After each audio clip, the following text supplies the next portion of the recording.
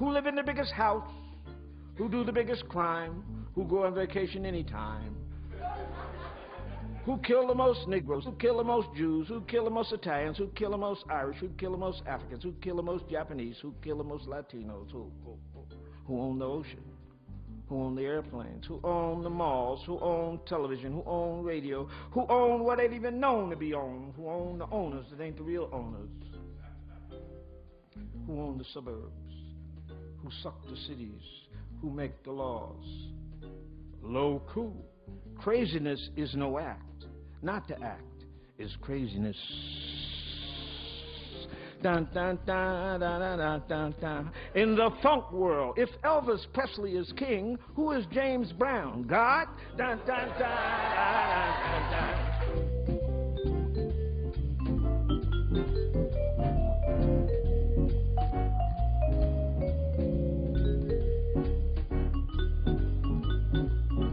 Amiri Baraka, The Power of the Word, is a co-production of the Givens Foundation for African American Literature, advancing and celebrating African American literature and writers, and TPT's Minnesota channel. Welcome all to this evening. We have poet, activist, novelist, essayist, organizer, playwright, agitator, Amiri Baraka in the house. I want to apologize in advance because it's going to be a little long, just a little, in terms of introductions, but I feel like it's not every day we have a brother like this walking through the house. Because in some real way, I think of this man as the core strength of the thing I've devoted my entire life to: black words and black worlds. I really don't think I'd be standing here if it wasn't for Amiri Baraka. I never wanted to be him exactly. I just wanted to be as brave as he was when it came time to tell my story. I wanted to write like him, be as smart as he is. I wanted to be a black writer. But forget me, what Amiri Baraka has meant to African American life and culture cannot be easily spoken of. He symbolizes fierce, honest, courageous truth-telling no matter the consequences. He symbolizes a deep, unflinching, unwavering love of black people here and throughout the diaspora. He symbolizes fire, anger, uncompromising integrity. He symbolizes the function of words as weapons, art as implement. Ishmael Reed might have said, he did say, anthemically, writing is fighting. He is a maker of the highest order, and words of love and anger emanate from him like radiant beams. We must speak of this man as a movement of people embodied. As a family man, as a politically engaged black man who takes his life in America seriously. Rappers say, when I move, you move. When Baraka moves, we all move. You have to talk about Amiri Baraka in terms of phases and periods. He was before beat. He was born in 1934 as Everett LeRoi Jones in the city, which he later returned to Newark, New Jersey. He attended 3 schools, Rutgers, Columbia, and most notably Howard U. In 1954, he actually was a member, joined the United States Air Force, but an anonymous letter to his commanding officer accused him of being a communist, which in turn led to a little bit of discovery. Long story short, he was eventually discharged. He moved then to the Village in New York, flexing his poetic muscles, and became a part of the Beat movement. In 1958, he founded Totem Press, which published such beat icons as Jack Kerouac and Allen Ginsberg. He also co-edited the influential Eugen literary magazine. And then in 1960, he went to Cuba. If you haven't read his essay, Cuba Libre, I recommend it highly, because it's an amazing account of this trip that foreshadows his great transformation. The Cuban Revolution challenged this poet to focus his art politically. I mean, you can see this change immediately in the play Dutchman and in the work Blues People, Negro Music in White America. But it was the assassination of Malcolm X that turned the tide. He broke with the beat poets, left his wife and 2 children, and moved uptown to Harlem. He was beat, then he was black arts. The poems began to flower in bouquets. The plays, including Slave, 4 revolutionary plays, Jello, and others, the jazz criticisms he wrote on black music, and the book Black Music. In this time, he moved back to Newark, as I said, and became a significant political force. Over these years, he was kawaii. He was nationalist. He was is anti-imperialist, is communist, is socialist, and each he was poeting, writing, speaking, shouting, fighting, is. He's written over 20 books, poems, criticism, plays, essays, biography, novels, short stories. His latest are Somebody Blew Up America, Poco Loco, Monk Poems. His latest collection of stories, Tales of the Out and Gone. He's won an American Book Award as well as a Langston Hughes Award. He's been inducted into the American Academy of Arts and Letters. He's also won the James Weldon Johnson Medal for Outstanding Contribution to the Arts. In a poem called Numbers Letters, he wrote, "I am a meditative man, and when I say something, it is all of me saying. And all the things that make me, have formed me, colored me this brilliant reddish night. I will say nothing I feel is a lie. My heart is large as my mind." Now, you may have heard something from him over the years that stung you. I mean, if you start at the beginning of his career as a poet and read every poem, every play, every essay, you will find something to offend you. Black people, white people, women, wooden Negroes, apologists, separatists, Muslims, Jews, whoever. In Baraka's world, love of human liberation and the struggle for it is exalted. And if you are not with that, then your only comfort might be found in Curtis Mayfield's line, "If there's a hell below, you're all going to go." Maybe we are already there. But whatever you do, please, do not minimize this brother's significance, please. Because these are the facts. Amiri Baraka is now an elder in the black world. He is without question one of the primary architects of the black arts movement. If not for Baraka and others of the movement, but him especially, we would not have been able to throw off the ridiculous idea that white people could sit in judgment over our lives and our art. The black arts poets and artists and theorists empowered us to define our mission, our goals, our agendas for ourselves. Baraka has been doing that from day one. In my way of seeing things, Baraka is always looking at a subject to find the sliver of truth or the provocation toward a truth that that moment offers. We depend on him to do that. We love him for that. He might miss the target sometimes, I'm guessing. But that's the job of truth tellers. If you want a poem that is capable of speaking to power, a play that exposes oppression, an essay that articulates a remedy, a story that takes you deep into the core of black American life, Amiri Baraka has written it. Many of them, take your pick. Fighting oppression, understanding oppression, murder, genocide. Baraka has done what we asked him to do, better than anyone else. He has carried forth the banner of black poetry and black art as one of the last remaining vehicles of black American oppositionality. It's hard to find anymore in novels, in the academy, blessed poets, raw, frayed at the edges, beautifully timed poetry and art that blows fire back at the dragon. That's what he does. And you know he does it because he loves us. His life has been like a jazz solo. As he wrote in his book of essays, Home, the black artist's role in America is to aid in the destruction of America as we know it. The black artist must draw out of his soul the correct image of the world. He must use his image, this image, to bond his brothers and sisters together in common understanding of the nature of the world and the nature of America and the nature of the human soul. He's done that. He's still doing that.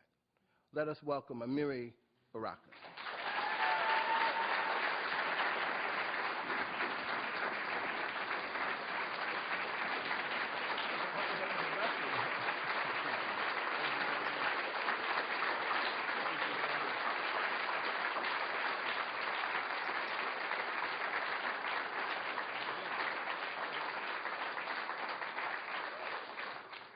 You know, I live in Newark, New Jersey. We could see the World Trade Center from our top floor. So somebody called me. I was supposed to go to New York that day to help Felipe Luciano with his election. He woke me up and said, turn on the television. I looked on television. This thing is burning. So I thought it was like when I was a kid, you know, a plane hit the Empire State Building and left a hole in it. I thought it was like that. But then while I'm looking, here comes the other plane. Patoom. Go upstairs. You can see it from the third floor. You can see the flames. Everything. So, you know, we were scared. We were scared. It wasn't like you read about it. This was actually terror, you know. Then I started to think. I said, well, wait a minute now. That's how we got over here, terror. Slavery is terror. You know, the Klan, I don't know, left to be uneducated and live in these ghettos, that's terror. So, a month later, I wrote this poem. I read it all. I've sent it to the internet. I read it around the world. Came back home to the Dodge Festival, and I read this to about 1,000 people, maybe more. It was 2 shows.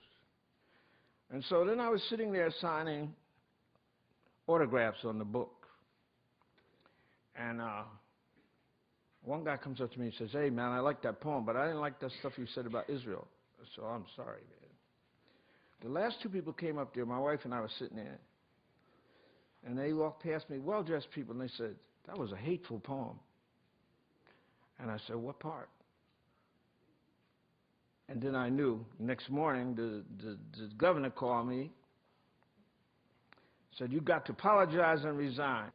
But the thing is that I begged these people in the state legislature. I said, well, let me go down to the legislature. Y'all be there. Let's meet. I'll read it. Put it on the wall. Go down each line. Tell me what you think is anti-Semitic in that bill. Oh, we don't have to do that. I said, why you don't have to do that? Because we don't have to do that. That's what the head of the assembly said. He said, we could do anything we want to do. You know. Dong, dong, dong, dong, dong, dong, dong, dong, dong, dong, dong, dong, dong, dong, dong. That's Monk, Mysterioso. Somebody blew up America. Boom, bum, boom, bum, boom, bum, boom, bum, boom, bum. All thinking people oppose terrorism, both domestic and international. But one should not be used to cover the other. Somebody blew up America. They say it's some terrorist, some barbaric Arab in Afghanistan. It wasn't our American terrorists. It wasn't the Klan or the skinheads or the them that blows up Negro churches or reincarnates us on death row. It wasn't Trent Lott.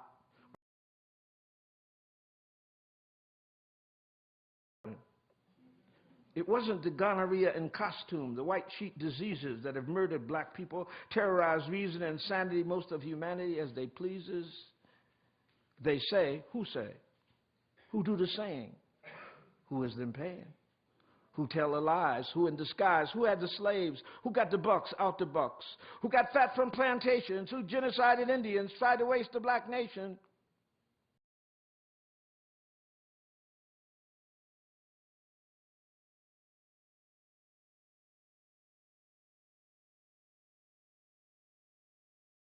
Killed and hired? Who say they God and still be the devil? Who the biggest only? Who the most goodest? Who do Jesus resemble? Who created everything? Who the smartest? Who the richest? Who the greatest? Who say you ugly and they the good lookingness? Who defined art?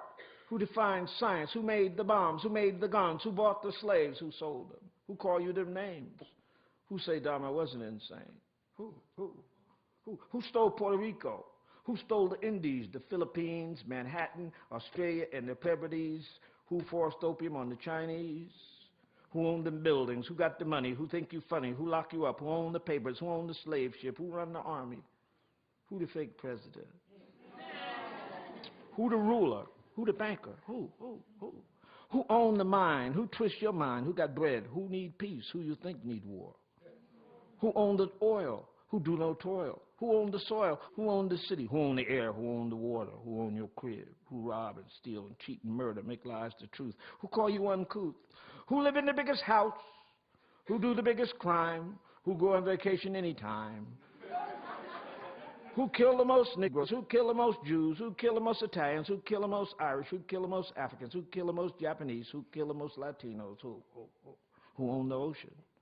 Who owned the airplanes? Who owned the malls? Who owned television? Who owned radio? Who owned what ain't even known to be owned? Who owned the owners that ain't the real owners? Who owned the suburbs? Who sucked the cities? Who make the laws? Who made Bush president? Who believed the Confederate flag need to be flying? Who talk about democracy and be lying? Who the beasts in Revelations? Who 666? Who decide Jesus get crucified? Who the devil on the real side? Who got rich from Armenian genocide? Who the biggest terrorists? Who changed the Bible? Who killed the most people? Who do the most evil? Who don't worry about survival? Who have the colonies? Who stole the most land?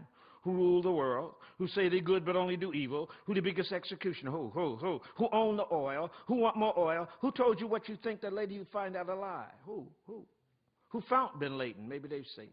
Who paid the CIA? Who knew the bomb was going to blow? Who know why the terrorists learned to fly in Florida and San Diego? Who know why 5 Israelis was filming the explosion and cracking their sides at the notion? Who need fossil fuel when the sun ain't going nowhere? Who make the credit cards? Who get the biggest tax cut?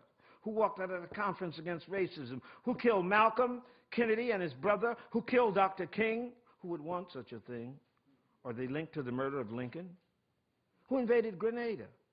Who made money from apartheid? Who keeps the Irish a colony? Who overthrew Chile and Nicaragua later? Who killed David Sebeco, Chris Hani, the same ones who killed Biko, Cabral, Neruda, Allende, Che Guevara, Sandino? Who killed Kabila? The ones who wasted Lumumba, Manlane, Betty Shabazz, Princess Di, Ralph Featherstone, Little Bobby, locked up Mandela, Deruba, Geronimo, Assad, Mumia, Garvey, Dashiell Hammett, Althea Sutton. Who killed Huey Newton, Fred Hampton, Medgar Evers, Mikey Smith, Walter Rodney? Was it the ones who tried to poison Fidel? Who tried to keep the Vietnamese oppressed? Who put a price on Lenin's head? Who put the Jews in ovens? And who helped them do it? Who said America first and okayed the yellow stars? Who killed Rosa Luxemburg, Liebknecht? Who murdered the Rosenbergs and all the good people iced, tortured, assassinated, vanished? Who got rich from Algeria, Libya, Haiti, Iran, Iraq, Saudi, Kuwait, Lebanon, Syria, Egypt, Jordan, Palestine? Who cut off people's hands in the Congo? Who invented AIDS? Who put the germs in the Indians' blanket? Who thought up the Trail of Tears? Who blew up the Maine and started the Spanish-American War? Who got Sharon back in power? Who backed Batista, Hitler, Bilbo, Chiang Kai-shek? Who decided affirmative action had to go? Reconstruction, the New Deal, the New Frontier, the Great Society. Who do Tom S. Clarence work for? Who doo-doo come out the colon's mouth? Who know what kind of skeezer is a Condoleezza?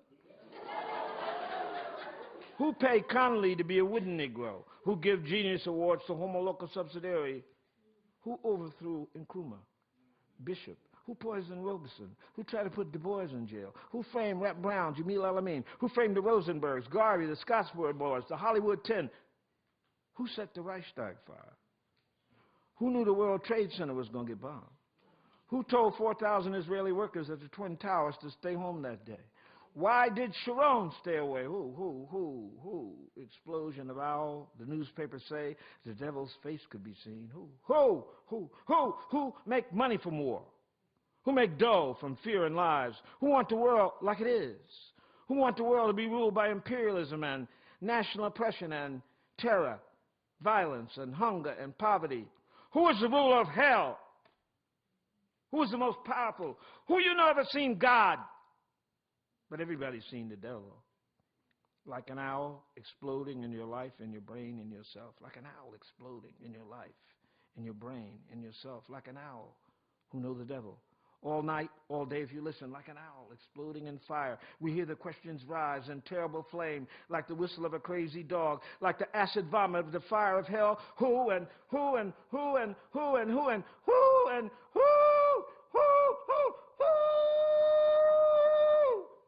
Thank you.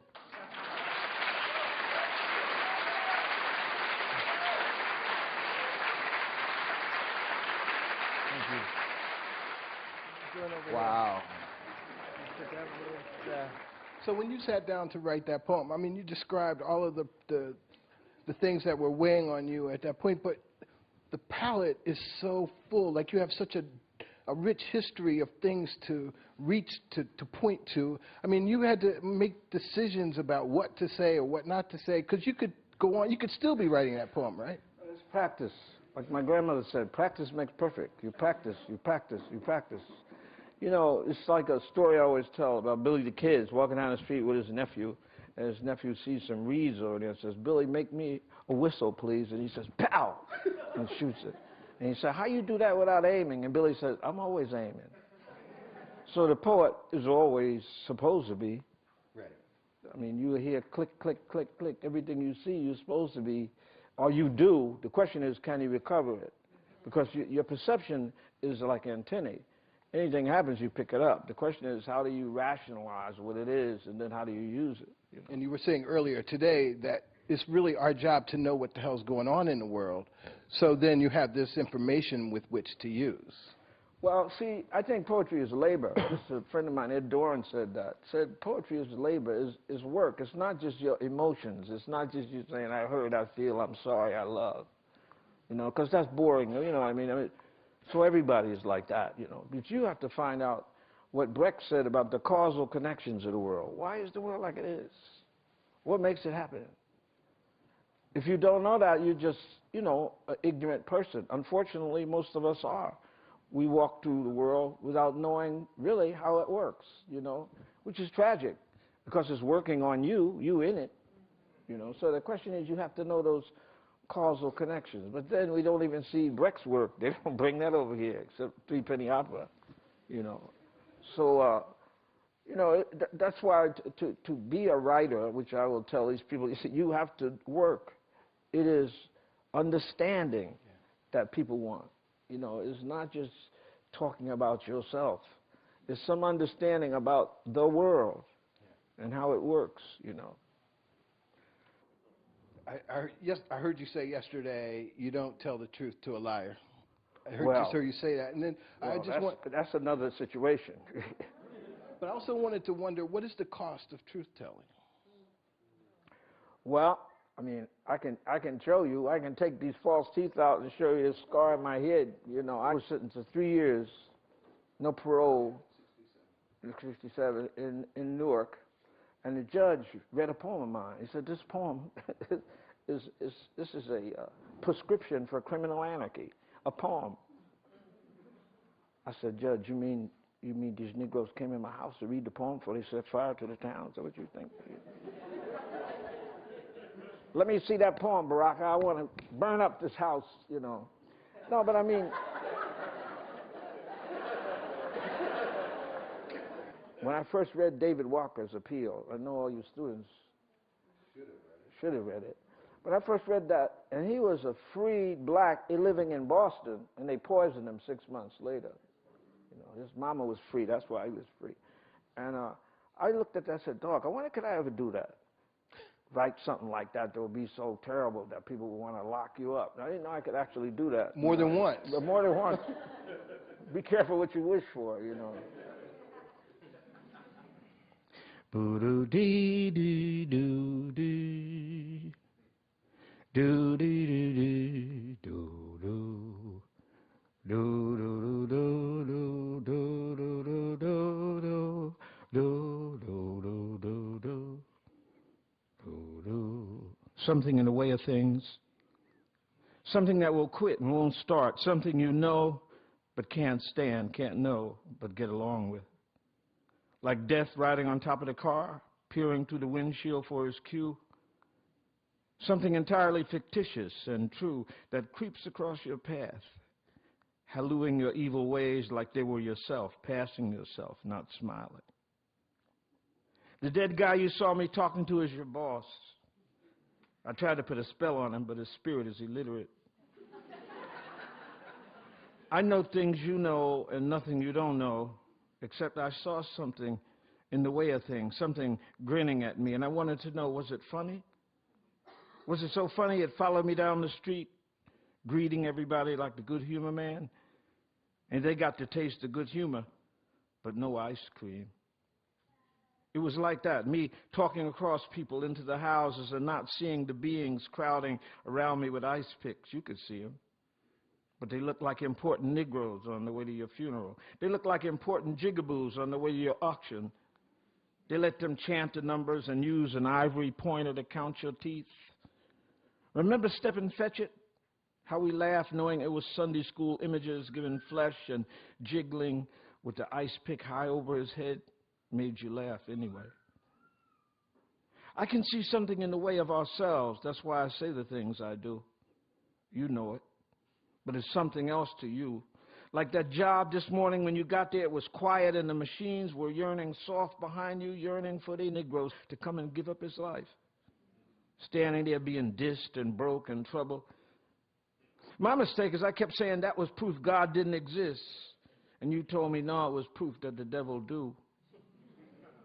But still, it's like I see something, I hear things. I saw words in the white boy's lying rag, said you was going to die poor and frustrated. That them dreams walk with you across town is going to die from overwork.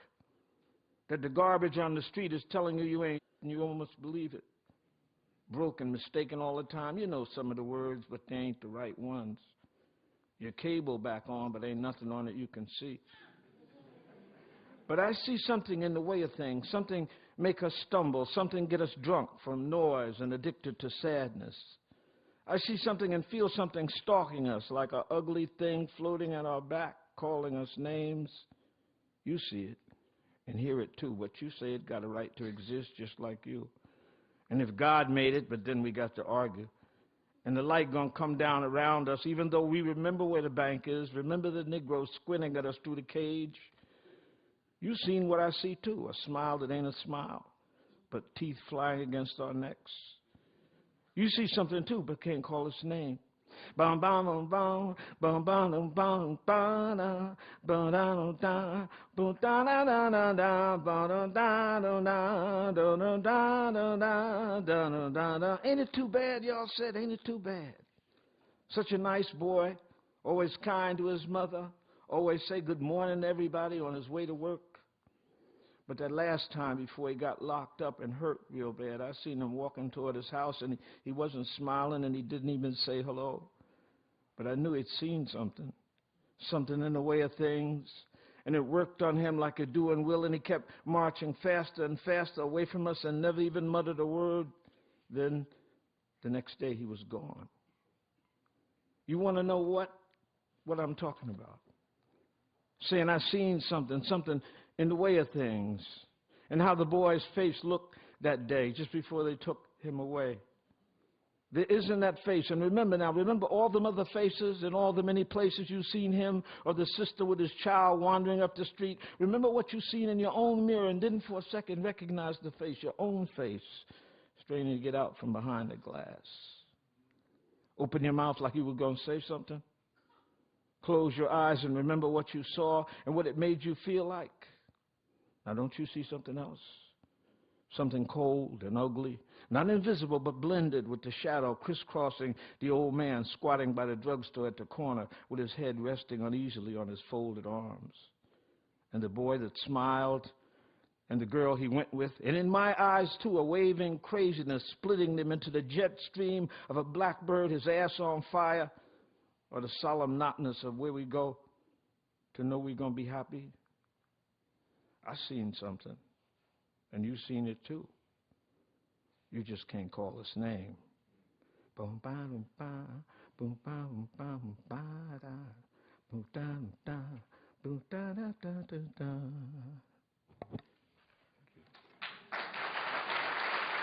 Thank you. Thank you.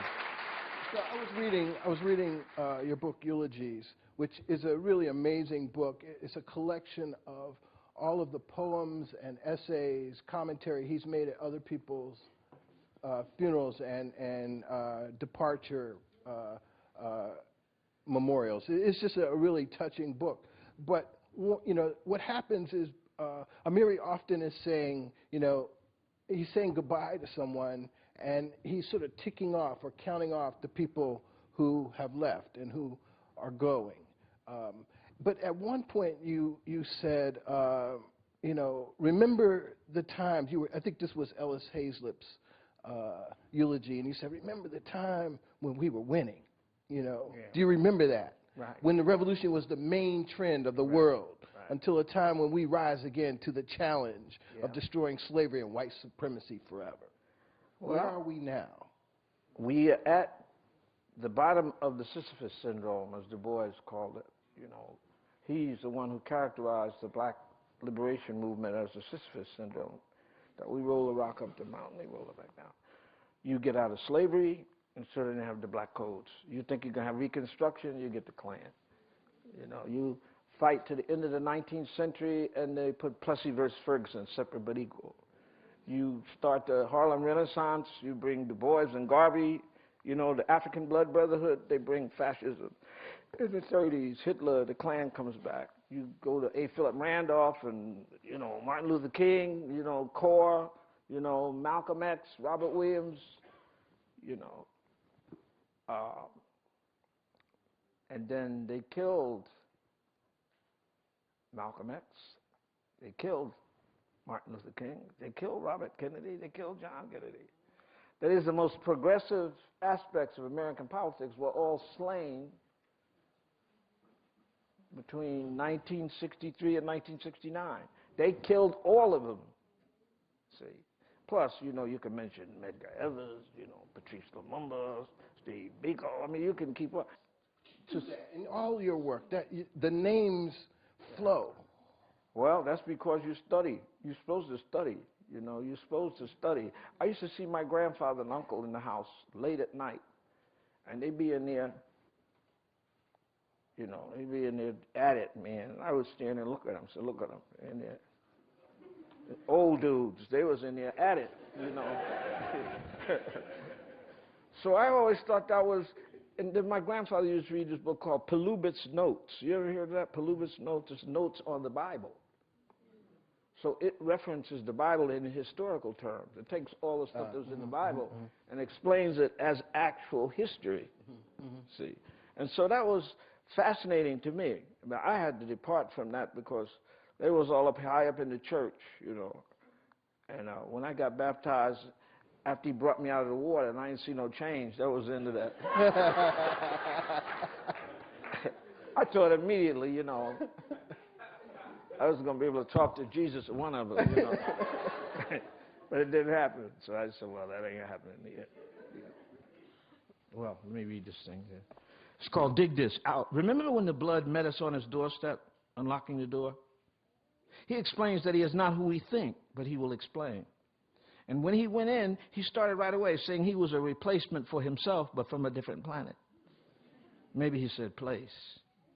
We asked him which planet. He looked at us like we was corny. Earth, he said. Dig that, Earth.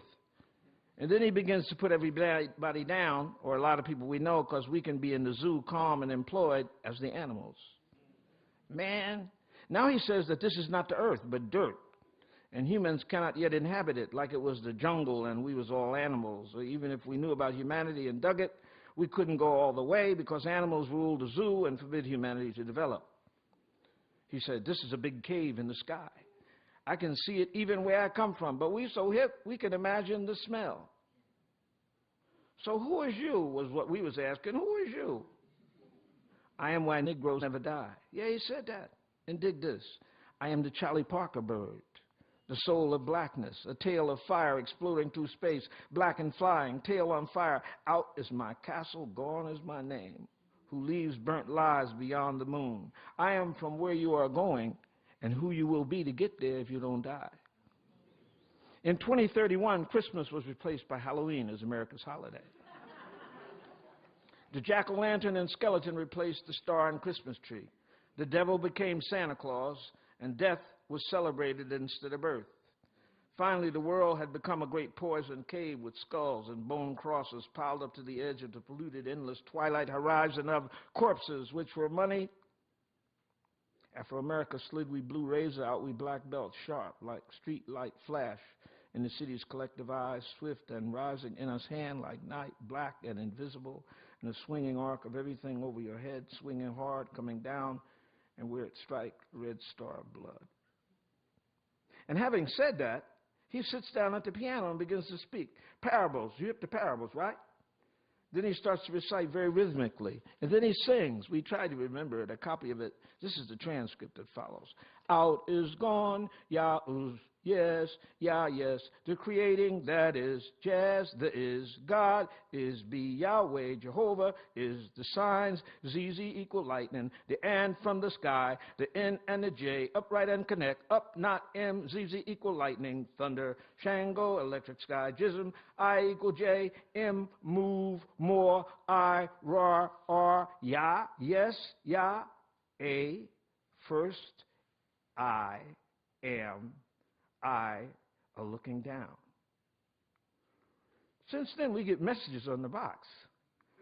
He's saying we can meet whenever we got a question or an answer, so we discussing it first, 1995. But there's really two different, it's sort of, Baldwin talked about how white America, black America were in an argument over the definition of reality. Well, it's a different reality. One's looking from the top of the mountain, one's looking from the bottom. See, that's what it is. If you rolling a rock up and somebody pushing it down. Hence you have Sisyphus, right? That's what it is. I was going to save this for later, but talk about your role as a playwright and where you've been at in your mind over these years about theater, black theater, et cetera. Well, actually this play next week called The Sisyphus Syndrome with David Murray, a saxophone player, wrote the music. And it's literally where I took the forward and backward movements in black history. Like the ending of slavery, Reconstruction, going up, the destruction of Reconstruction, the Klan, the black codes going down, 40, then the whole Harlem Renaissance and, the pushing back up, Negritude, and all those movements internationally, and then the coming of fascism and so forth. Then the black liberation movement in the 60s, All of that's in there. All of that, yeah, like that. And he's written those songs singing about those things. My words, of course, but he's singing about those things, And it's interesting once you, as a playwright, it's very interesting to hear your words put into music, especially David Murray, whose music is very strong, and it's very interesting. Right? Music as befits the man, though. Huh? Music as befits the man. Well, see, I'll tell you one thing about music. When Eisenstein did his films, Eisenstein, the Russian, the creator of modern cinema, is Russian. When he brought the film to England, they said, you can bring the film, strike, in those films, but you can't bring Prokofiev's music. In other words, seeing that silent stuff on the screen was one thing, but if we have to hear Prokofiev, we ain't having that, because that then makes it an emotional situation, you see, and that's true. And that's why old theater always had music, just like movies. One of the things about movies always have music, no matter what kind of movie it is. But the idea of non-musical stage, that's some recent Western stuff. Talking Heads, that's some West. Right. No, you have to have music in it, because that's part of the whole thing. So we have music, dance, poetry.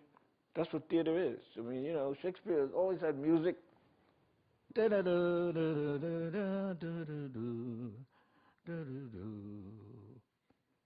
I, the undaunted laureate of the plays, daunted in some unasjetted pretense of what they see, they be, as if such where they was yet to be, and then to say there is and is not, like revelations. Wow.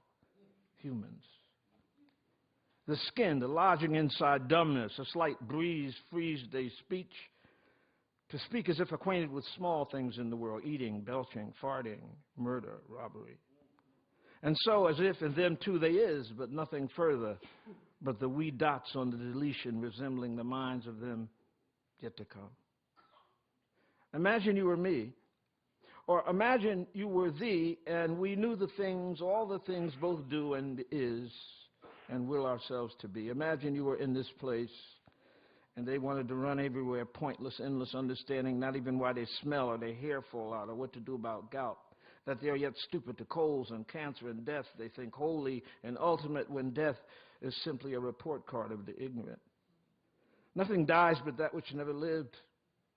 And it might return in a white suit and in charge of ugly small mistakes. Somebody at Harvard could win $1 billion in a post if they could find out, but they never will because it's the reason they committed suicide. Suppose you had to live with ignorant white people and Negroes in cages with important chains around their mouths. Suppose you had heard of Trent Lott. Suppose you woke up 1 a.m. and there was a vampire on the tube being interviewed by a Negro boob, a handsome rat for whom the idea of brain was only an idea, which he did not think if he could was a bad one. And the boob was a killer, yet to graduate from killer school, so he worshipped the vampire's teeth. The 2 juicy fangs hanging from each end of his lip, the Negroes thought was hip, and dreamed of having teeth like that so he could be a rat. He was tired of being a mere heel. And the vampire was planning to bite the whole world, to suck the blood out of everything, to suck the blood out of the world and make its future a vampire that could whirl through space and suck the blood out of the stars, suck the blood out of the planets, suck the blood out of the moon, suck the blood out of the sun. And then armed and blubbery fat with everything's blood, still hot and musical like emptiness, he could lift into the outer way gonosphere and search for God, if there was such, and suck the blood out of him, her, it, them, whatever, till there was no blood anywhere, not even you, blood. In fact, you'd be one of the first to go. It was a special issue of Jungle Comics where the vampire, the thin-nosed kind from the outback, who can suck with his teeth and stir with his nose, whose eyes are missing, and what you see is the bottom of a coal mine filled with 2,000 fathoms of lynch, execution, missing, raped, cheated, framed, slandered, stolen, frowned, frozen ex-corpuscles, hid under the glistening, listening underwater ass craft of the satanic moron cult, whose breath is toxic and pokes holes in the sky so dead things can on our food. He is called Fangul, the asshole, and dances to dry lips set on fire by missing junkies he has eaten. He is the devil's newspaper and wears his ass backwards so the colon can wear a uniform. I speak with the rage of angels, them that be with marks. I speak with the clarity and inferno of the necessary, like my man John on Patmos, watching Sky Vision and digging it was all commercials. I speak like Ali Baba, the Arabian Pope, who, when he spoke the magic words, opened this sucker up, and the mountains swang, and vision one day there would be a John named Train who would blow the same. I blow with the deep fear of John on the island, looking at the actual devil. I am like him in that I try to count the mammy jammers' heads and horns and find out what will kill him. I speak like him who spoke to Philadelphia and hung out with Jesus before they murdered him. I speak like him who dug that Peter was a coward and gave the Lord up, and that Paul was an anti-Semite who never came out of the closet. I speak as one who knew Judas would drop a dime on the movement and confirmed the chump had hung his lousy self just before I got busted. I speak as one betrayed by the lies of those who say they are religious but are greed-ridden worshipers of Satan who will kill anyone who opposes them and calls it a church of defense against evil. Like John, I would speak. Like John who baptized, like John the knower, John the blower, John the brown, and John the revelator. I speak like James the brother, James the other, Jim the hip, like Dick the rude, like Bird the high, like Monk the deep. I speak from the island of my soul and cast a terrified look into the sky filled with monsters, with witches and devils and great whores and beasts of things with heads and horns and blood dripping out of their eyes. It is out. Imagine you were here in this place, staring into the soul of something filthy, trying to keep it from murdering you, to keep your eyes from registering, your ears from hearing, your mouth from reporting. And you could feel it breathing on your neck and saw sometimes the shadow of its horny hands reaching out of the blind dark. You could see the shadow of its gun, its lie, its teeth, sweating. Imagine you could actually understand its obscene ideas. And they made you enter the mind of Fred Douglass and stare out at the ocean just as John at the edge of Africa staring at the overhead commercials on the death of the beast. And so the blessing that is in my name and in my words I give to myself and you who are truthful as the actual life of the world. And it is this blessing which will save us, will make us strong as we go on with our work of scientifically determining how to kill the beast. Each night I fill my notebooks with formula and instructions to myself and others on what to do, what to study, where to go, who to talk to and when. I make lists of words and names, events, processes, necessary stages of what we have come to realize is protracted. And what we do, we will do. And what we succeed at is worth the pain. What we fail at is worth the understanding if we can understand what the next step is. We are studying with all our minds and hearts and soul's determination to understand how to slay the serpent. This task, Nat handed down to whoever did understand that that was what he did, hanging on that tree, slain by the serpent's hosts. So we have learned that we cannot die except by our own submission to it. And have decided we will not die except when we understand what place we go to. And so begin to set that where in order and begin to understand where the beast will be hiding there. We are the rider of the black horse. We are the rider of the black horse. Black horse, black rider who conquers with a scale, with justice and measure and the mighty pentatonic mode of finite music of infinity, a new joint. And when I returned from this forwarding of my feeling and knowing, the beast sat still and teeth wiggled with lies. And at once I remembered where before I'd seen him, before his tenure as the counterfeit ghost in the Caucasian crib. Yes, it was the same one. Remember the little devil Gerald 2X arrested and placed in the pages of Muhammad Speaks? And we saw him where Malcolm had locked him up with the little horns out of his head, the little evil eyes, and the twin fang straws for sucking oil and blood. It got clear to me as he rose to leave. And the Negro boob slobbered happiness at being recognized as the newest commode in the Caucasian abode. The vampire turned, and where before the cunning little tail that used to dangle out his hiney struck me at its absence. Oh, I thought. And at that moment, I saw the thing dart like a copperhead's fart out of the Negro's curled lips, ringed with a white chalk Caucasian circle of merit, which identifies wooden Negroes promoted to the honorary genus of Homo locus subsidiary, literally near man, who no longer kneel when they are made well-paid heels, but now can assume the funky bedbug crouch of the hideously self-hated. At the same time, they are given a gray facsimile carte blanche weapon of ugliness to use against inwards and any who would violate the sanctity of northern appetite. And so I came to understand that the beast's deadly arrow, shot from out of the first horseman's white bow from the white horse, the weapon which Revelations prophesied to John was the weapon of his transitory rule, was now the tongue of the boob, whom I err at calling him that, or rat, or heel, or dog, or traitor. That tail become a tongue was the sign that from the vampire's tail was bestowed on the wooden Negro a badge that allowed him to enter Klan meetings and skinhead lynchings and Texas executions and Palestinian ethnic cleansings and report with the slobber of his terrificacious white-ringed serpent's beak symbol font and punctuation on the tabula rasa of the media sheet, the empty echo of his eviscerated self. And in the soul's place, that beast's tail was hung. That beast's tail was sung. In the soul's place, that beast's tail was hung. That beast's tail was sung. And I stood, remembering Patmos and the images that sailed across the air when you and I was there, and wondered what next the world of this life held for those who would love goodness, and wondered what next the world of this life held for those who would love goodness. Dee-dee-dee, dee-dee-dee, dee-dee-dee, dee-dee-dee. I also read Jello this week. I don't know if back you've ever, in time. Back in time, way back in time. This is a very short play in which, if you know Jack Benny and Rochester, Rochester jacks up Jack Benny, takes all his money. I mean, but you wrote a lot of stuff similar to that, and in that way, it's spare, minimalist, very intense, word-centered. And then I think about somebody like Susan Laurie Parks and how celebrated she is. And I just feel like your work sort of went under the radar in that way. It's just that, you know, once you opt to be in the movement itself, not as a separate intellectual who's commenting on things that you're not involved with, then people look at you differently. See, I mean, Dutchman I won the Obie Award, Best American Play, 1964. Right.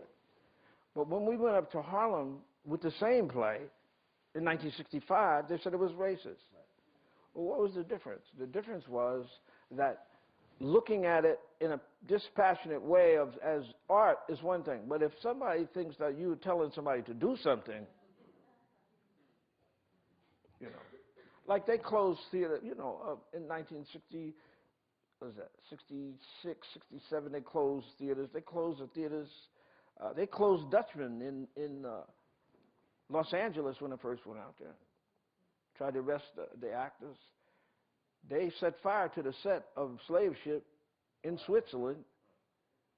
You know, they closed 2 theaters. I mean, you know, you tell if you got a play called Arm Yourself or Harm Yourself, one of my early efforts.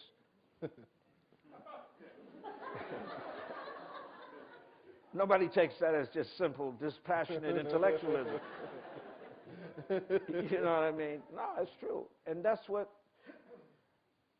you want, actually. When my daughter, who's dead now, but she was a school teacher, and she came running in there one day after they had busted me for that Somebody Blew Up America, and she said, you know, Imamu, the principal said, your father must be really uptight about this. She said, no, my father like it. I mean, the idea of you, that's your job. Mao Zedong says, if your enemies don't put you down, something's wrong with you. You need an enemy or something, you know. That's what art is. When I was a kid, I used to read Chinese and Japanese poetry. I was a weird little kid, you know, living in Newark. And I read something called a haiku, you know. And so I think I would create something for black people, for Afro-American people, called a loku.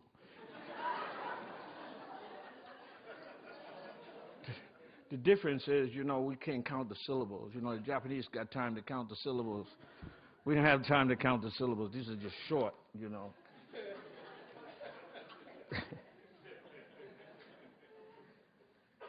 Bud Powell, un poco loco, a little crazy. Bum bum bum, dun dun dun dun dun, dun dun dun dun dun dun dun, bum bum bum, dun dun dun dun dun dun dun.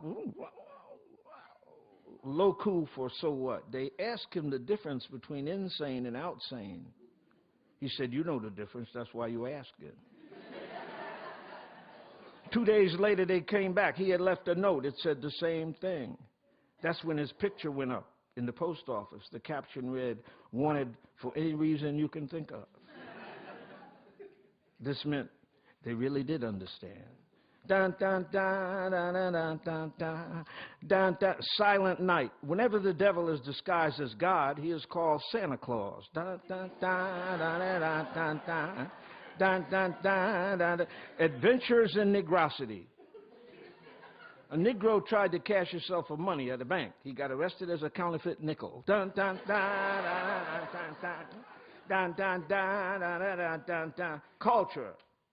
European Jews say the devil speaks perfect German. Black Americans, on the other hand, say he speaks pretty good English, too.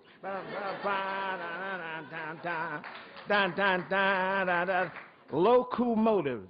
The devil said he left heaven because there was too many Negroes.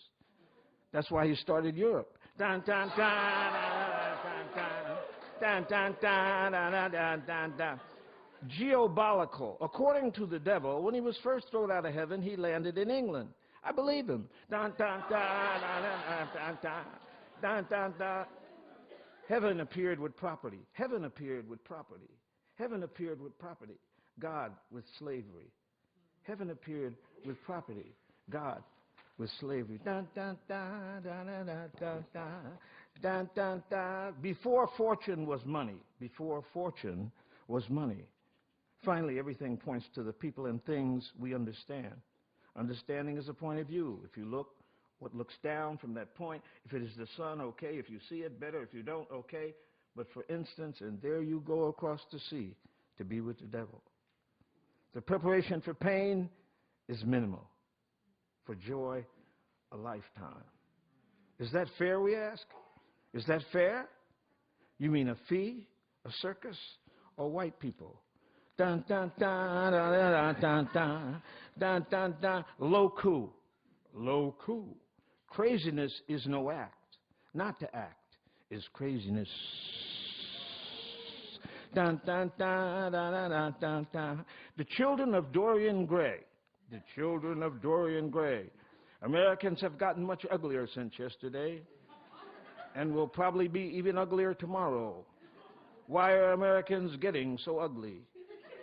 Because now they can have everything. Dun, dun, dun, dun, dun, dun, dun, dun, dun,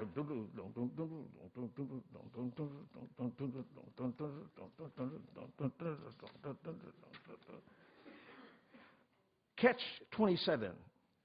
The real problem is you don't know the real problem. Dun, dun, dun, dun, dun, dun, dun. Dun, dun. In the funk world, if Elvis Presley is king, who is James Brown? God? Dun, dun, dun, dun, dun, dun, dun, dun, dun, dun, dun, dun. The silent partner, that man you were just talking to, yes, I have proof, incontrovertible proof, that he is really the devil. So what do you think we should do? Nothing. He just offered me a job. Dun, dun, dun, dun, dun, dun, dun, dun, dun, dun, dun, dun, dun. Thank you. Thank you. Thank you very much. Thank you.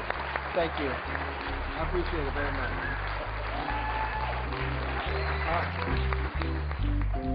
Amiri Baraka, The Power of the Word, is a co-production of the Givens Foundation for African American Literature, advancing and celebrating African American literature and writers, and TPT's Minnesota channel.